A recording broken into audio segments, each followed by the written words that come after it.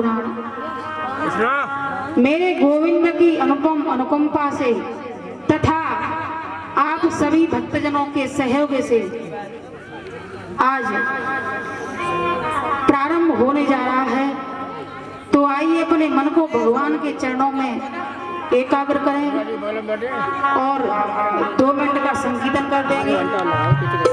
लेकिन उससे पहले जो हमारे क्षेत्र में एक हृदय विदारक घटना हुई है, इसकी वजह से हमें अपनी जो भव्य शोभा यात्रा थी वो कैंसिल करनी पड़ी और सूक्ष्म रूप से हमने अपनी कलश यात्रा निकाली है।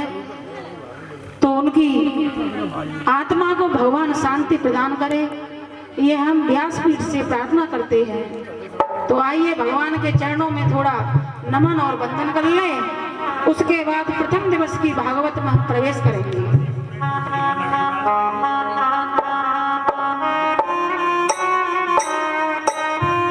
पवन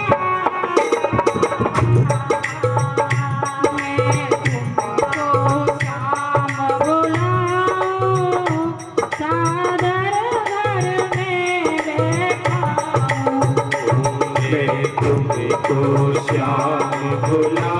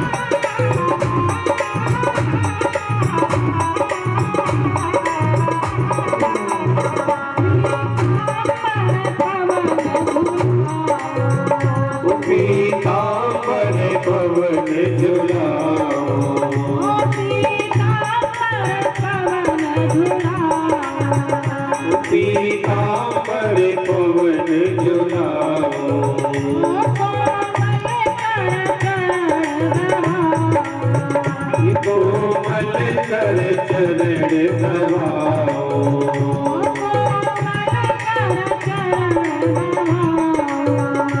कोमल कर चरण दबाओ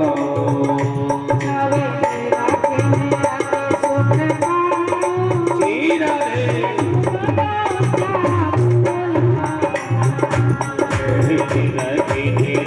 सुख पाओ प्रति भोग लगाओ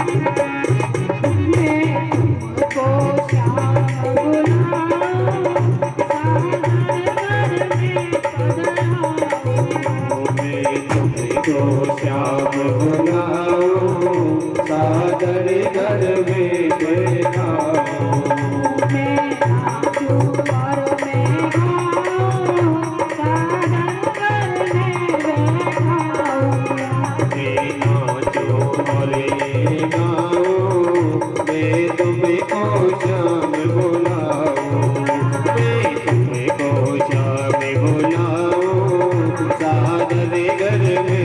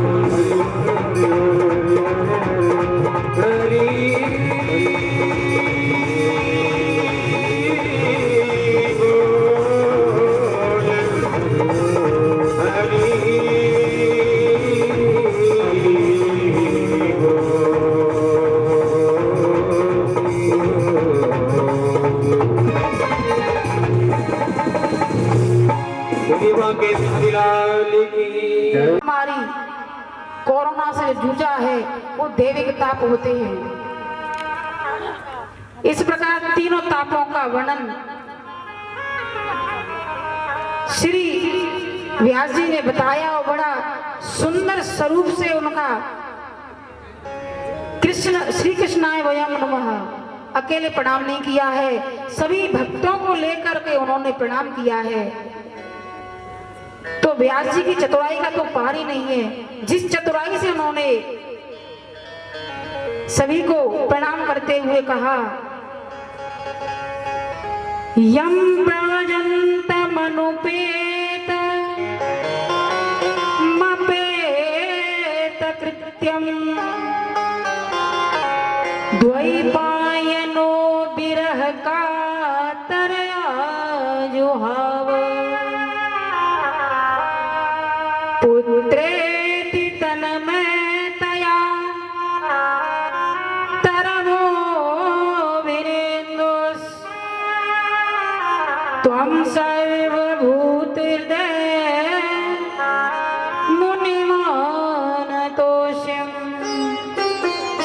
जिस समय सुखदेवी जी जन्म लेकर के वन की ओर जा रहे थे तो उनके पिताजी व्यास जी ने बड़ी विरह से कहा, पुत्र तुम कहाँ जा रहे हो? अभी तुम्हारा यज्ञोपवीत संस्कार भी नहीं हुआ है। तभी पेड़ों ने झुक करके कहा, हे व्यास जी, वो इस दुनिया में लीला करने के लिए नहीं आए हैं, उनका जन्म तो लोगों के कल्याण के लिए हुआ है, इसलिए उनके बीच में बाधा न डालें और उनको जाने दें। तो ऐसे हैं हमारे ऐसे हृदय स्वरूप सुखदेव जी को हम नमस्कार करते हैं और वंदन करते हैं। नैमिषारण्य क्षेत्र में 88,000 ऋषियों ने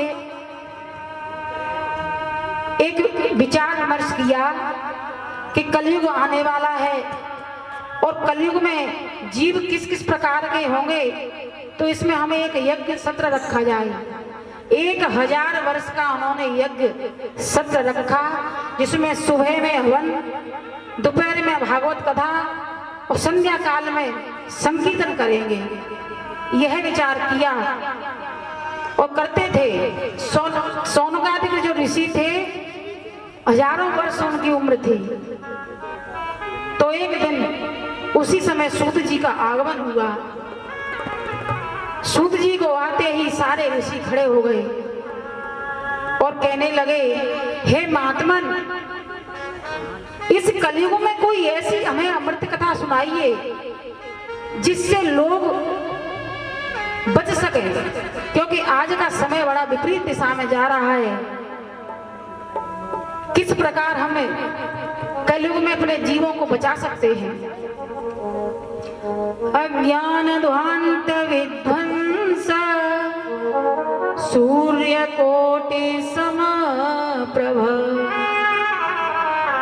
सूताख्याय कथा सारम मम कर्ण रसायनम। हमारे कानों को एक अमृतमय कथा का पान कराइए जिससे जीव का कल्याण हो, भक्ति और ज्ञान वैराग्य उत्पन्न हो। ऐसी कथा का पान कराइए। इस घोर कलयुग में लोग प्राय आसुरी स्वभाव के हो गए हैं। काल व्याल मुख ग्रास निर्णास हेतवे श्रीमद्भागवतम शास्त्रम कलौ किरेण भाषितम। सुखदेव जी कहने लगे, हे ऋषियों, इस कलयुग में न तप, न दान, न तपस्या, न दान, कुछ भी ऐसा नहीं है। सिर्फ श्रीमद् भागवत ऐसा शास्त्र है जो आपके जीवन को तार देगा। और इस दुनिया की तो छोड़िए, जो यहाँ से मर के परलोक चला गया है उसको भी तार देगा। ऐसा शास्त्र है ये। तो इस शास्त्र को सुनने के लिए आप एकाग्रचित्त होकर के बैठे। मैं तुम्हें बताता हूं कि एक बार परीक्षित महाराज को जब सुखदेव जी कथा सुना रहे थे तो देवता अमृत का कलश लेकर के स्वर्ग से आए और परीक्षित महाराज से बोले कि अमृत का कलश हमसे आप ले लें और इसके बदले में हमें ये श्रीमद् भागवत कथा सुना दें, क्योंकि ये स्वर्ग में भी उपलब्ध नहीं है। तो सुखदेव जी ने उनका निरादर कर दिया कि तुम तो अभक्त हो, तुमने भी इसकी महिमा नहीं समझी।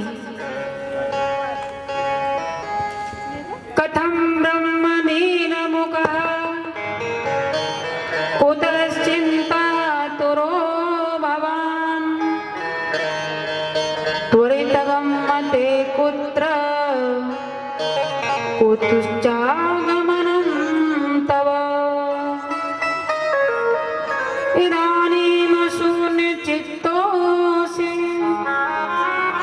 गतवित्तो यथा जना तवेरं मुक्तसङ्गस्य नोचिदं वद कारुणम्।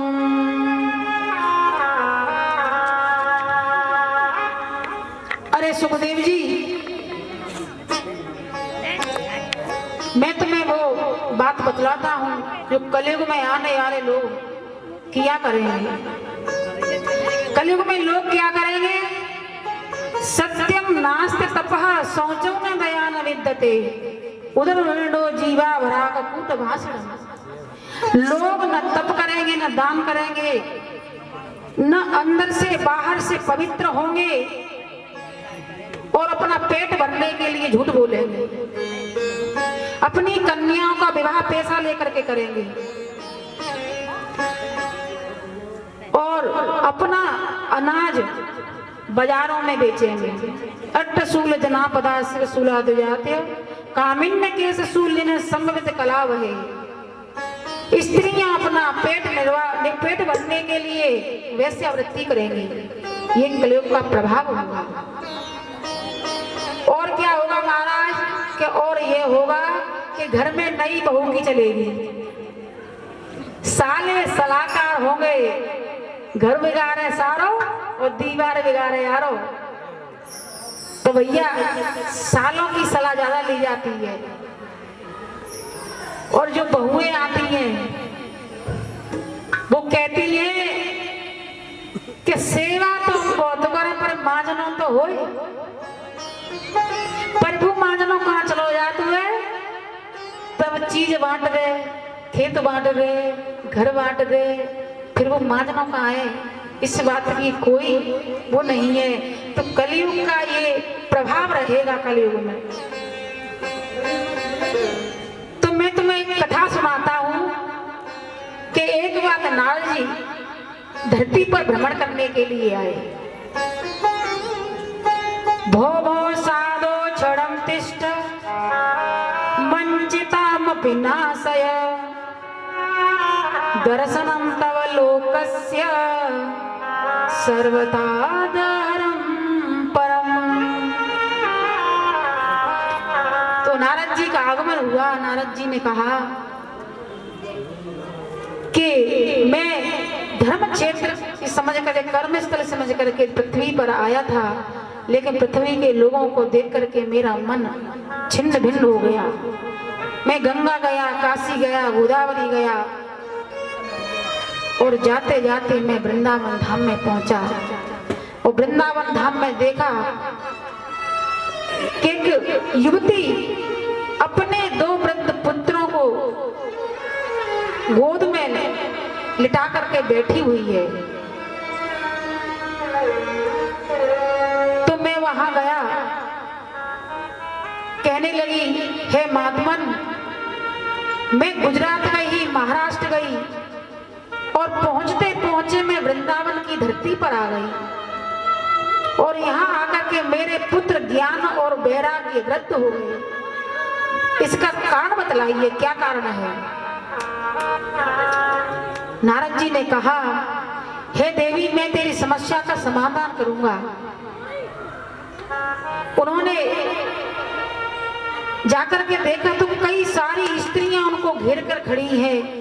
वो स्त्रियां सारी नदियां थी, मुक्ति उनकी दासी थी। कहने लगी, जमाना क्या कहेगा, ये माता युवा है और पुत्र वृद्ध है। तभी नारद जी पहुंचे और नारद जी ने उन्हें बताया, वृथा खेद से बाले हो चिंता तुरा कथम श्री कृष्ण चरणाम्भोजं स्मरं दुःखं गमस्यति। हे बाले, तुम व्यर्थ में ही अपने मन को खेद में डाल रही हो। मैं पूरी कोशिश करूंगा कि आपके पुत्रों का पुनः यौवन प्रदान हो जाए। एक बार जब तुमने हाथ जोड़ करके पूछा कि मैं क्या करूं, तब भगवान ने तुम्हें यही आज्ञा दी कि मेरे भक्तों का पालन करो। तो नारद जी ने क्या क्या किया, ज्ञान वैराग्य के कान में कई उपनिषद, गीता पाठ, बहुत सारे शास्त्रों के मंत्र उच्चारण किए, लेकिन थोड़ी सी उनकी निद्रा खुलती और पुनः बेहोश हो जाते। नारद जी की समझ में नहीं आया क्या करूं। तभी आकाशवाणी हुई, हे नारद, सत्कर्म करो। अब नारद जी कहने लगे, सत्कर्म होता क्या है वो मुझे पता नहीं है, अब सत्कर्म क्या होता है जानने के लिए भद्रकाश्रम की तरफ जाने लगे। तभी चारों ऋषियों से उनका आमना सामना हुआ। सनकादिक ऋषियों ने कहा, कथम ब्रह्मन दीन दुख, आपका मुख मलिन क्यों है, आप इतने उदास क्यों हैं, आपका ऐसा लग रहा है जैसे कोई बहुत बड़ी संपत्ति लुट गई हो। कि महाराज एक ऐसी परिस्थिति आई है कि एक भक्ति नाम की युवती है, उसके 2 पुत्र हैं, ज्ञान और वैराग्य।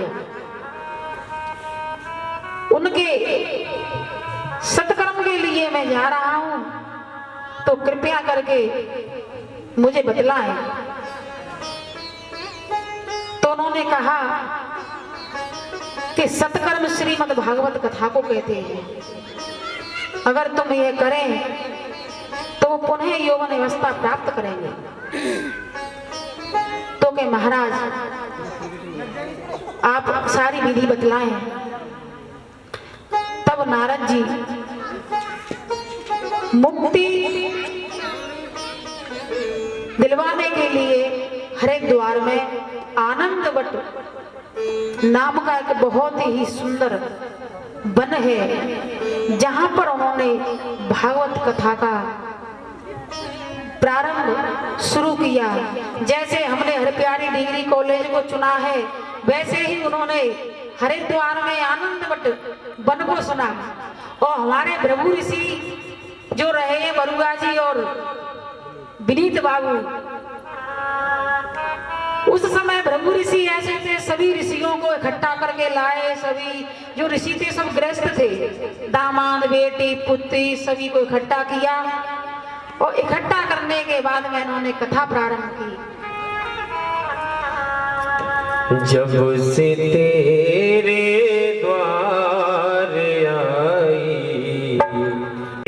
मस्ती में हूँ, जब से तेरे द्वार आई मैं बड़ी मस्ती में हूँ, जब से तेरे द्वार आई मैं बड़ी मस्ती में हूँ, जब से तेरे द्वार आई मैं बड़ी मस्ती में हूँ, जब से तेरे द्वार आई मैं बड़ी मस्ती में हूँ, जब से तुमसे लो लगाई, जब से तुम संग लो लगाई मैं बड़ी मस्ती में हूँ, जब से तेरे द्वार आई मैं बड़ी मस्ती में हूँ।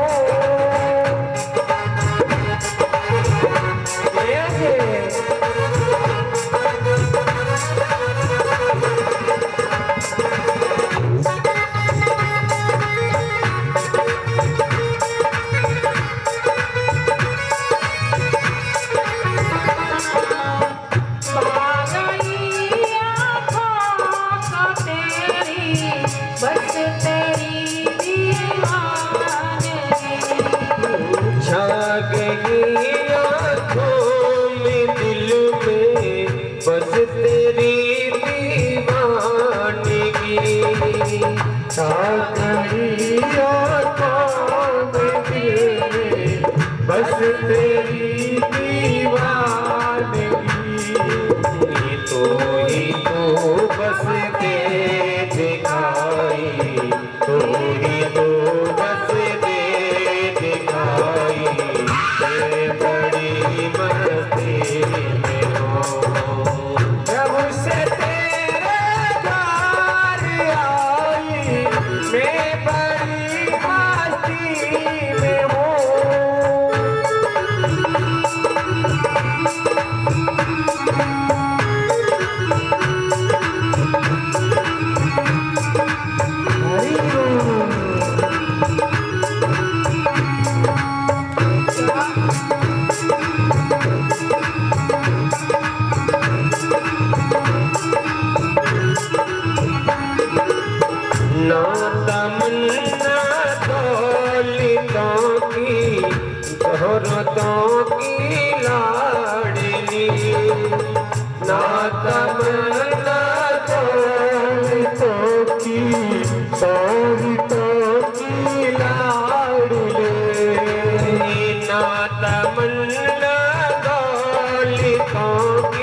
सौरे तो की लाडली नात माता डोल तो की पहर तो की लाडली नाम की करके कमाई नाम की करके कमाई मैं बड़ी मस्ती में हूँ जब से तेरे द्वार आई मैं बड़ी मस्ती में राधे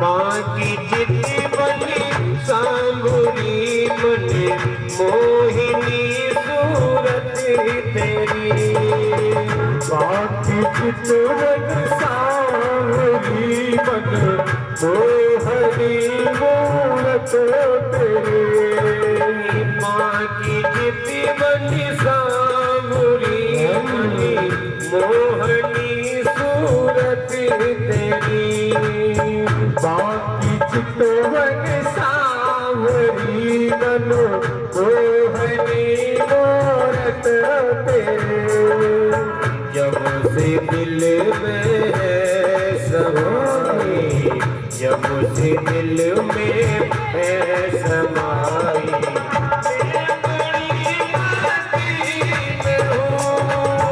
जब से तेरे द्वार आई मैं बड़ी मस्ती में हूँ जब से तेरे द्वार आई मैं बड़ी मस्ती में हूँ जब से तेरे द्वार आई मैं बड़ी मस्ती में हूँ मैं बड़ी मस्ती में श्यामा मैं बड़ी मस्ती में हूँ मैं बड़ी मस्ती में श्यामा मैं बड़ी मस्ती में हूँ जब से तुम संग लो लगाई मैं बड़ी मस्ती में हूँ जब से तेरे द्वार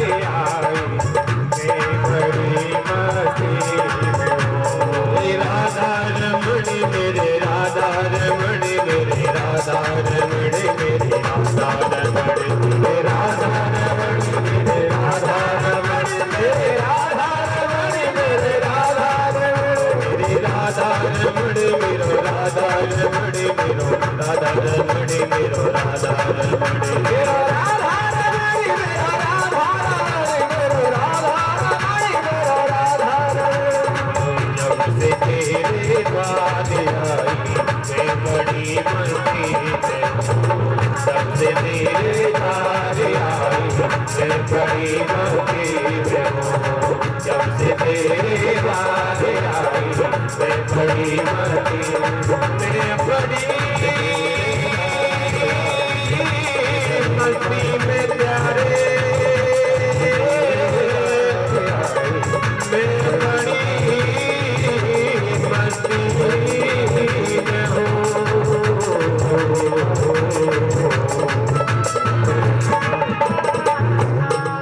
बोलिए माँ के बिहारी लाल की राधा रानी सरकार है जहाँ पर सिर्फ प्रभु का वास है। जिसने इस कथा का पान नहीं किया उसके कान सर्प के बिल की जैसे हैं। जिसने अपनी जिब्या से प्रभु का नाम नहीं लिया उसकी जिब्या दादुर के जीव की तरह है, मेढक के जीव की तरह है। जिसने इन आंखों से परमात्मा प्रभु के दर्शन नहीं किए, भगवान के कभी दर्शन नहीं किए, उनकी आंखें उल्लू की तरह हैं। कथाएं तो हम बहुत सुनते हैं, अगर उन कथाओं में से थोड़ा थोड़ा भी अगर हम अपने जीवन में ढालें तो हमारा जीवन सुधर सकता है। कोशिश करने में कुछ जाता नहीं है। तो कथा प्रारंभ हुई। सभी ऋषि मुनि सुबह कथा सुनते, रात को संकीर्तन होता बड़े आनंद से, क्योंकि उस समय न तो जींस पैंट की परेशानी थी, न पेट्रोल की परेशानी थी, न गाड़ी की कोई दिक्कत थी।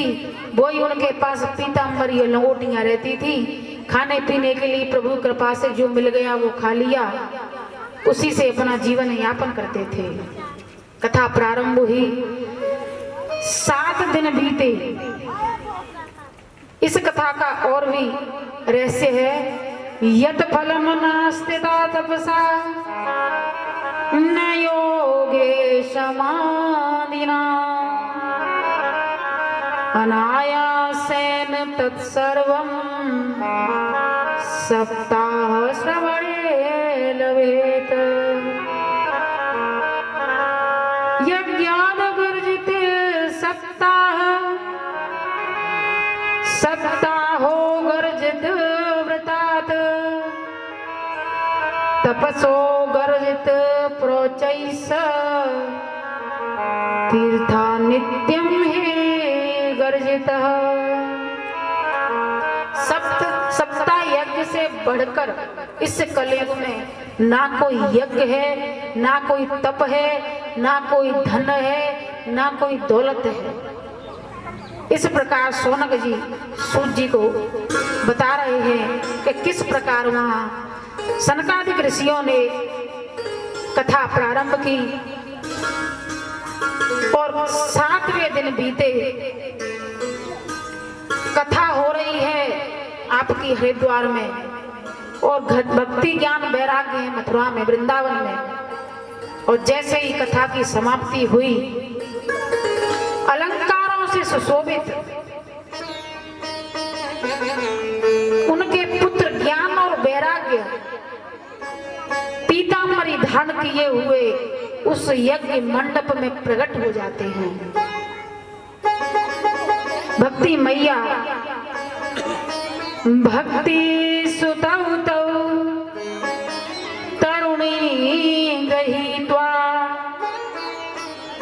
प्रमयीक रूपा सहसा विरासीत। श्री कृष्ण गोविंद हरे मुरारे नाथेति नामानि मुहुर्मुदन्ते। भक्ति मैया वेद के अक्षरों से वहां प्रकट हो गई और कहने लगी, हे प्रभु, आपकी लीला का तो पार नहीं है। आपकी भक्ति जो श्रीमद् भागवत कथा हमने सुनी, उसे सुनकर मेरे पुत्र ज्ञान और वैराग्य युवा हो गए और मैं वृंदावन से हरिद्वार में आ गई। भगवान का वंदन कर रही हैं। कलयुग में नष्ट सारे पाप नष्ट इसी श्रीमद् भागवत कथा से होते हैं। इतने में श्री हरि वहां प्रकट हुए और प्रकट होकर के उनको आशीर्वाद दिया।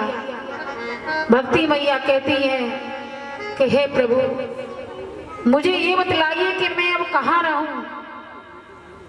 कि हे देवी, आज से तुम मेरे भक्तों के हृदय में वास करो। इस प्रकार भक्ति प्रत्येक जीव के अंदर में है, सिर्फ हमें देखने की आवश्यकता है। हमारी आंखें देखती नहीं है, हम परमात्मा को ढूंढते हैं, लेकिन परमात्मा को ढूंढने की कहीं आवश्यकता नहीं है, क्योंकि परमात्मा हमारे अंदर बैठा हुआ है। एक बार सच्चे मन से उसके सामने जाकर के हाथ जोड़कर कहना, हे प्रभु, मेरी रूखी सूखी जो सेवा है उसे स्वीकार करें। भगवान सिर्फ भाव देखता है। गजराज ने कोई शास्त्र नहीं पढ़े, जो केवट से मिले थे मल्लाह, वो कभी स्नान नहीं करते थे। तो भगवान भाव देखता है, उसे आपके 56 भोगों को देखने की आवश्यकता नहीं है। चाहे आपके पास रूखी सूखी हो, हाथ जोड़ करके भगवान के सामने सुबह पहली रोटी बना करके गाय को देते हैं, उसके बाद दूसरी रोटी जो निकलती है भगवान के प्रसाद के लिए निकलती है और उसे ग्रहण करें। लेकिन भाव यही रहे, प्रभु मेरे पास जो रूखा सूखा है उसे आप भाव से प्रेम से स्वीकार करिए। वो उसे ही 56 भोग मान लेते हैं। यह भाव होना चाहिए। भक्ति मैया वहां स्तुति कर रही हैं भगवान की। सप्ताह श्रवण विधि मैंने अलौकिक महिमा देखी, जो बड़े बड़े मूर्ख पशु पक्षी सभी तर जाते हैं। तभी नारद जी के मन में विचार आया, प्रभु क्या इस कथा में ऐसा क्या रहस्य है जिससे ये भक्ति यहाँ पर प्रकट हो गई कि तुम संसार की माया को मत देखो। संसार तो एक दूसरे की अवहेलना करने के लिए बनाई है। कभी कभी सत्संग भी करना चाहिए, भगवान के चरणों में चरण बंधन भी करना चाहिए। तो भैया सत्संग कैसे करना चाहिए? तो सनकादिक ऋषि कह रहे हैं